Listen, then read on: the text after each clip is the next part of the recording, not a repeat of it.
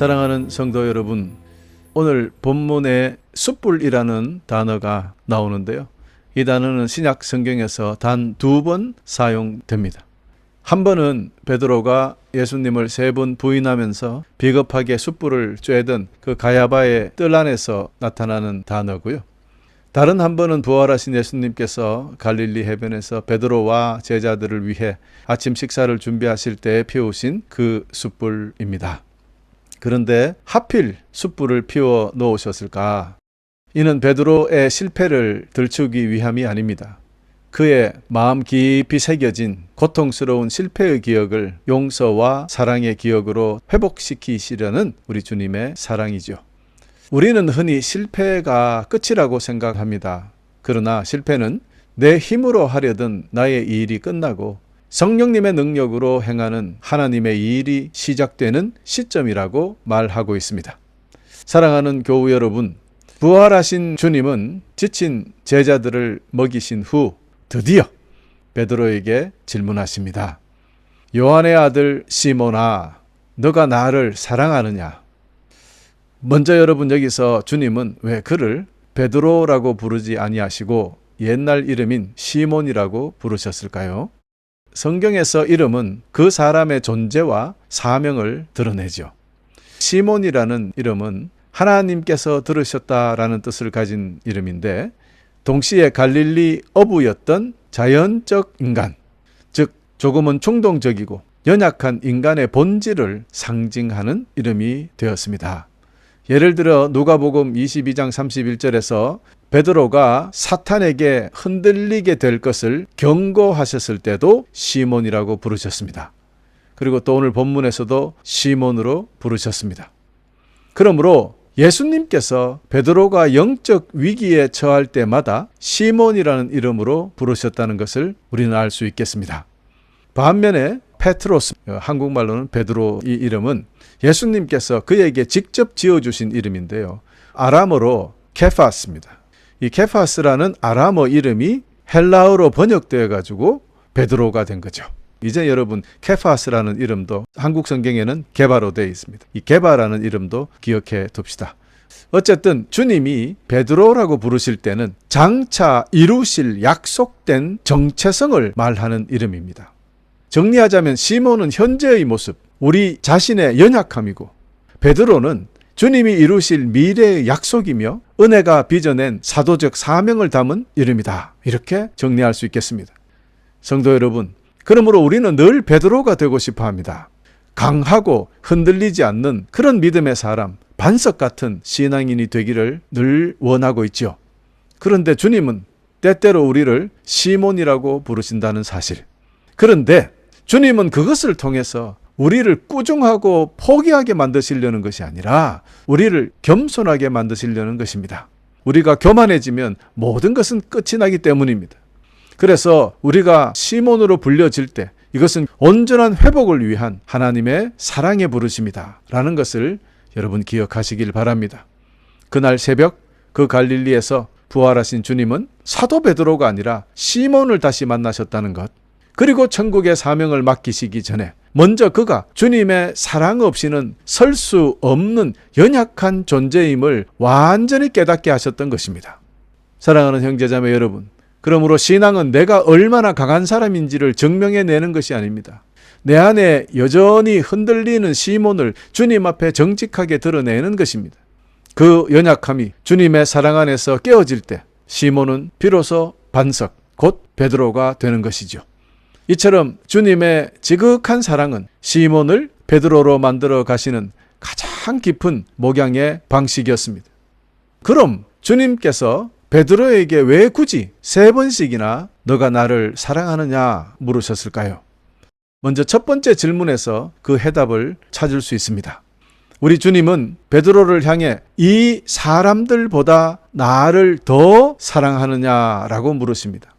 여기서 이 사람들로 번역한 성경 원문 헬라어에는 투톤인데, 이 투톤은 사람이나 사물 모두에 사용되는 단어입니다. 그래서 이 사람들로 번역해도 맞고 이것들 그렇게 해석해도 되는 것이죠.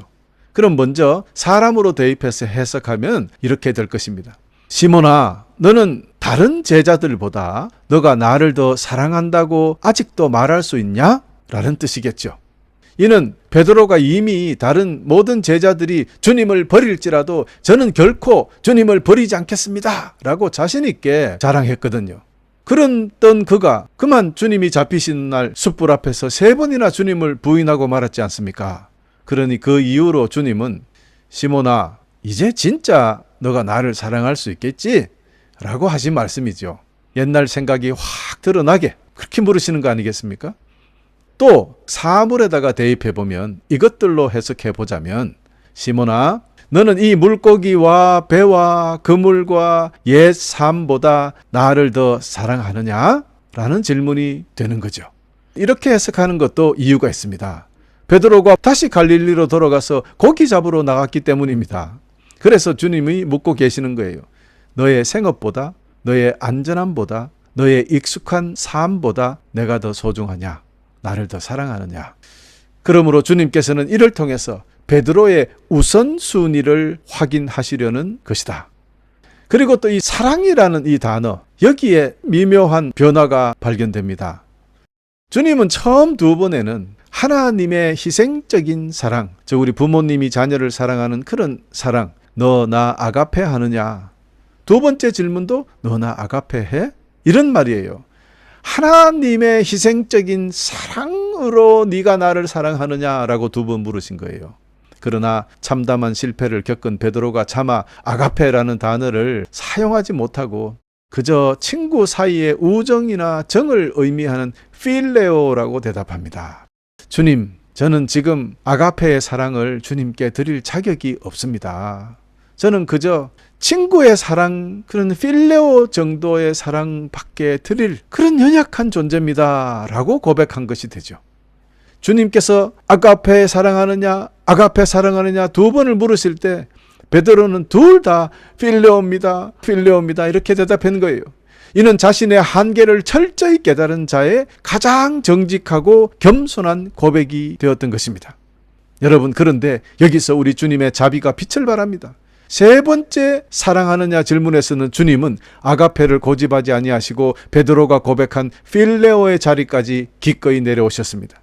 그래, 그러면 필레오의 사랑으로는 나를 사랑할 수 있느냐? 이렇게 물으신 거죠. 그 작은 사랑이라도 너가 나에게 준다면 나는 그것을 기초 삼아서 너를 다시 일으켜 세우겠노라 라는 깊은 뜻이 숨어 있는 것이죠. 사랑하는 성도 여러분, 이것이 바로 우리 주님의 사랑입니다. 우리가 완전한 사랑을 주님께 드리지 못해 스스로 책망하고 있을 때도 주님은 우리의 낮은 자리까지 친히 내려오셔서 우리를 품으십니다. 화려한 사역이나 화려한 겉모습이 아니라 우리의 마음 중심을 보신다는 사실. 그러므로 우리의 고백이 비록 아가페가 아닌 연약한 필레오에 머물러 있다 할지라도 우리 주님은 그 작은 사랑마저 외면하지 않으시는 분이십니다.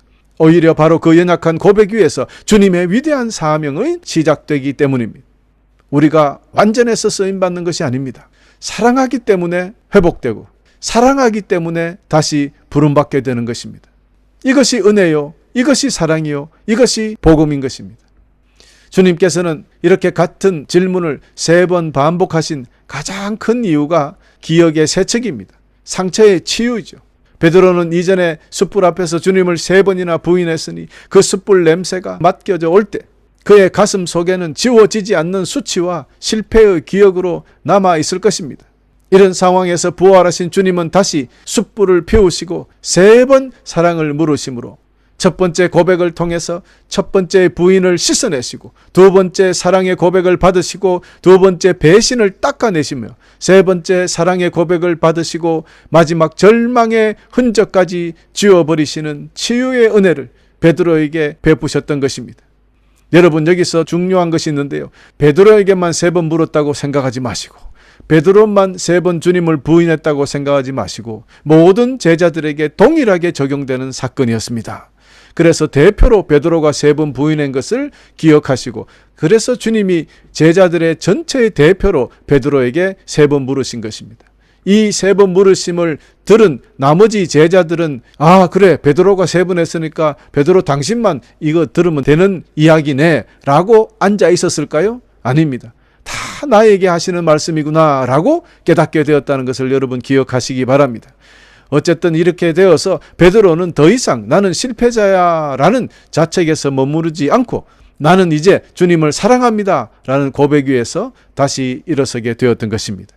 이것이 바로 주님께서 주시는 완전한 회복입니다. 상처난 영혼 위에 새살이 돋게 하시는 놀라운 치유의 은혜인 것입니다. 할렐루야. 사랑하는 성도 여러분, 오늘 또 주님께서는 여러분에게 묻습니다. 우리가 조금 실패하고 죄에 빠졌을 때 왜 그랬어? 라고 정죄하지 아니하시고 우리의 이름을 부르시며 조용히 물으십니다. 너가 나를 사랑하느냐? 그런데 여러분, 사실 이 질문이 더 힘들어요. 너 왜 그랬어? 이놈의 자식이 막 이렇게 하는 게 오히려 쉽단 말이에요. 너가 나를 사랑해? 이 말이 얼마나 무서운 말입니까? 사실은 드라마나 뭐 이런 데 보면은 나오잖아요. 남자친구가 애를 먹이면 그 여자친구가 꼭 그렇게 묻대요. 오빠 나 사랑하긴 사랑해? 이 한마디에 그냥 무너지잖아요. 아마 주님이 이런 마음으로 베드로의 마음을 확 뒤집어 놓으신 건 아닌가. 너 나 사랑하느냐? 오늘 또 그래요. 여러분, 우리에게 주님은 다가오셔서 우리의 실수를 하나하나 꼬집는 것이 아니라 너 나 진짜 사랑해? 주님은 우리의 완벽함, 이것을 보고 우리를 사랑하시는 분이 아니라 우리의 작은 사랑의 고백을 기다리시는 분이시다.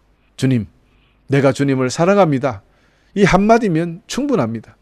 주님은 우리의 그 작은 사랑의 고백 위에서 우리를 다시 세우시고 무너진 자리에서 회복하게 하신다는 이 진리를 영원히 기억하시는 여러분 되시기를 간절히 소망합니다. 그리하여 여러분 삶 속에서 타오르는 정죄의 숯불이, 그 실패의 숯불, 창피의 숯불이 오늘 주님께서 피워주시는 위로와 회복의 숯불로 바뀌게 되시기를 간절히 축원합니다. 할렐루야. 사랑하는 교우 여러분, 이제 주님은 베드로의 사랑 고백 끝에 매번 사명을 맡기십니다. 너 나 사랑하느냐? 베드로가 사랑합니다. 그러면 내 양을 먹여라. 내 양을 쳐라. 내 양을 먹이라. 이는 주님을 향한 우리의 사랑이 감정에 그냥 머물러 있는 것이 틀린 것이라는 거예요. 즉 사역으로 이어져야 한다는 가르침입니다. 주님을 사랑하는 증거가 사역인 것입니다. 아멘. 주님은 치유된 베드로에게 단순히 한 번의 부탁이 아닌 이것도 3번에 걸쳐서 목양의 단계를 확실하게 구체화시켜 주셨습니다. 먼저 보실까요? 주님은 첫 번째로 사랑하느냐의 질문 뒤에 내 양을 먹이라 하시는데 그 양이요, 어린 양을 이야기합니다. 원어 성경에 보면 자, 첫 번째가 주님을 사랑하는 자는 어린 양을 먹이는 것입니다. 갓 믿기 시작한 초보 성도들을 향한 세밀한 돌봄과 영적 양식을 공급하라는 그런 명령이죠. 두 번째는 어린 양이 아니라 성숙한 양을 치는 것입니다. 성숙한 성도들을 향한 영적 지도, 목자적 보살핌을 펼치라는 명령이죠. 그리고 3번째, 이번에도 성숙한 양을 먹이라라고 말씀하십니다. 그러니까 첫 번째는 어린 양, 두 번째는 다 큰 양, 3번째도 다 큰 양인데 치고 먹이라라는 거예요. 그 양의 전 생애에 걸친 지속적이고 종합적인 목양의 완성을 이루라는 명령입니다. 그러므로 이 목양은 지식 전달하는 것만은 아니다. 한 영혼의 삶을 품고 끝까지 함께 걷는 사랑의 과정이 포함되는 것입니다. 여러분, 사도행전 1장 8절에 약속된 성령의 권능 기억하시죠? 하늘에서 내려온 큰 능력이라 그랬습니다. 이 능력, 단순한 기적 이런 거를 행하라고 하늘에서 큰 힘을 내려주신 것이 아니에요. 이 큰 힘은 순교할 수 있는 그 놀라운 힘을 부어주신 것이고 또 끝까지 하나님께서 우리에게 부여해 주신 그 양들을 사랑할 수 있는 힘을 주신 것입니다. 그러므로 성령의 능력 없이 사랑을 끝까지 할 수가 없다는 거예요. 그러므로 목양은 종교적 열심을 넘어서 내 곁에 연약한 영혼을 성령의 마음으로 돌보는 실천적인 사랑으로 나타나야 한다는 것입니다. 그래서 베드로에게 네가 나를 사랑하느냐라고 물으신 것은 결국에는 꾸중하려고 그런 것이 아니라 이제부터 너희들이 내가 이제 천국으로 올라갈 거니까 남아있는 이 양들을, 이 사람들을 내 대신 네가 먹이고 잘 보살펴 줘야 된다라는 부탁이죠. 그래서 다시 한번 확인합니다. 여기서 우리가 놓치지 말아야 할 것은 양의 소유권입니다. 주님은 베드로에게 너의 양이라고 말씀하신 것이 아니라 나의 양이라 그랬어요. 그렇습니다. 주님의 양을 우리에게 맡기신 거예요. 우리가 섬겨야 될 영혼들은 주님께서 핏값으로 사신 주님의 소유이지 나의 것이 아니라는 것을 우리는 분명히 알아야 하겠습니다. 그러므로 사역은 내 영역을 확장하는 일이 아니라 주님의 것을 정직하게 지키고 돌보는 청지기의 사명을 하는 것이다 라는 것을 결코 잊어서는 안 되겠습니다. 여러분이 목사든 여러분이 전도사님이든 여러분이 집사든 권사든 장로든 주님의 양을 돌보는 사람들이다. 이것을 완벽하게 깨달은 사도 베드로는 성경에 이렇게 기록합니다. 여러분에게 맡겨진 하나님의 양떼를 잘 돌보십시오. 자, 여기서 분명히 그는 하나님의 양떼라고 확실하게 지적합니다. 그리고 기쁨으로 그들을 돌보며 억지로 하지 마십시오. 여러분, 하나님의 일을 할 때 기쁨이 사라지면 끝난 것이다, 이런 뜻입니다. 기쁨으로 그들을 돌보아야 되고 억지로 하면 안 된다는 거예요. 이것이 하나님을 기쁘시게 하는 일입니다. 자, 기쁨으로 하나님의 양떼를 돌보는 것을 하나님께서 기뻐하신다는 것이죠. 그리고 기쁨으로 섬기며 돈을 생각하고 그 일을 하지 않도록 하십시오.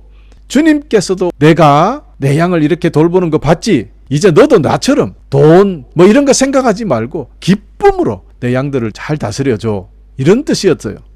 3절에 여러분이 맡은 사람들을 지배하려고 들지 말고 그들에게 좋은 모범이 되십시오. 베드로전서 5장 2절에서 3절 말씀. 얼마나 중요한 겁니까? 이것이 꼭 교회 목사에게 해당되는 말일까요? 여러분, 우리 모두에게 적용되는 말씀으로 받고 아멘 하시기를 바랍니다. 교회에 누구든지 이 마음으로 섬기면 그 교회는 무너지지 않을 것입니다. 사랑하는 성도 여러분, 그러므로 목양의 자리는 능력이 아닙니다. 사랑으로 서는 자리이다. 사랑 없이 가르치는 것은 상처가 되고 사랑 없는 권면은 짐이 될 뿐입니다.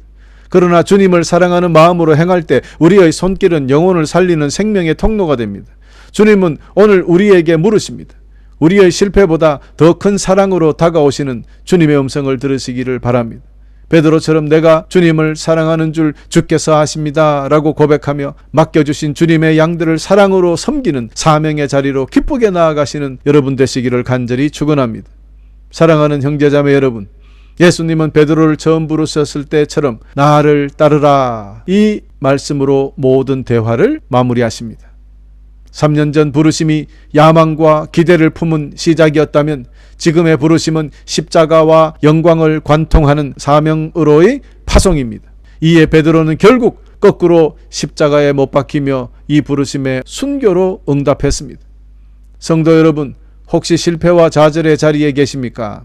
주님은 지금 성도님들의 실패를 꾸짖지 아니하십니다.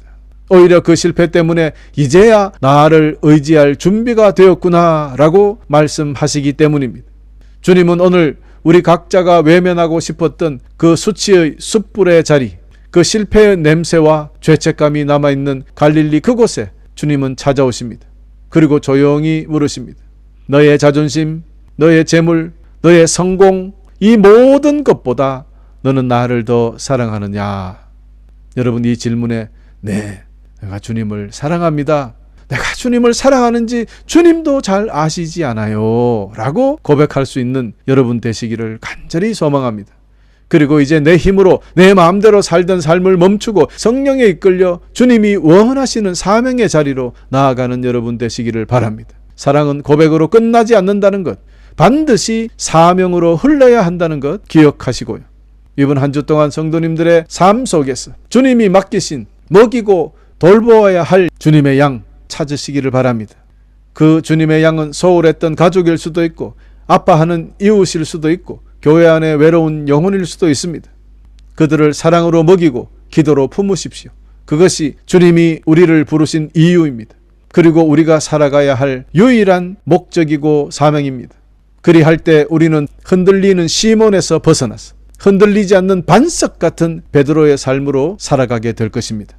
끝으로 우리 모두 이 놀라운 사랑 고백을 넘어서 사명이 되어 흘러가는 삶, 그 위대한 회복의 역사가 오늘부터 우리 성도님들의 삶 가운데 충만하시기를 우리 주 예수 그리스도 이름으로 간절히 축원하면서 오늘 말씀을 마치겠습니다. 우리 다 같이 기도드립시다.